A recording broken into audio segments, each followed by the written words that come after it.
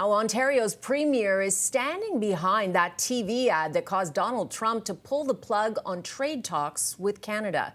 Tina Yazdani joins us now from Queen's Park. And Tina, this advertisement has really taken on a life of its own after the president started talking about it. Yeah, it sure has. And Cynthia, just to put it into perspective for you, the Premier's office says they were expecting maybe 1 billion views from this ad when they first put it out. Well, they say it has now reached 11.4 billion people worldwide since Trump started talking about it. And despite putting U.S. Canada trade talks in jeopardy, the Premier says he has absolutely no regrets. The best ad that ever ran. The Premier defiant, even as critics call it the ad that derailed trade talks. Enough. Enough already.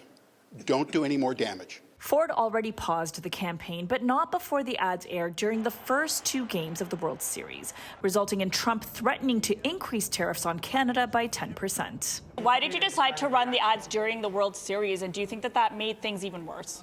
Not at all. I think that's a good impact. We achieved our goal, and our goal is to make sure that we get a fair deal. Not a one-sided Donald Trump deal, but a fair deal for the people of Ontario and Canada. Ford spent the day defending the ad in his first public appearance since the campaign ignited a political firestorm over the weekend. What did you get, Premier? Minister of Energy and Mines will come to order. And the tariffs went up. Good job, Premier. Ontarians are paying with their jobs for what you just did. The tariffs aren't going up, and they aren't going to go up. Ford doesn't seem to believe Trump's threats. Well, he hasn't done it yet. Do you know why President Trump's so upset right now? Because it was effective. It was working. It woke up the whole country. Why do you think the Ronald Reagan Foundation said it misrepresented Reagan? Well, that's totally inaccurate. We did our due diligence, went to a U.S. law firm, we got it vetted. So you're not worried about their threat to sue Ontario?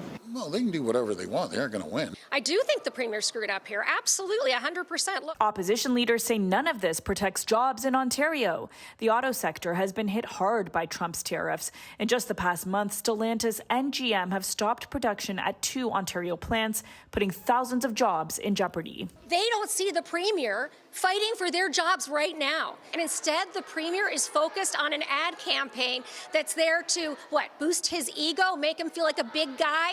Donald Trump is not going to save a single job in the auto sector. And by the way, this ad was originally going to cost taxpayers $75 million. Well, Premier says it'll now cost a fraction of that since they've paused the campaign. Cynthia. Okay, Tina, now some other news that was buried today but still has significant impact.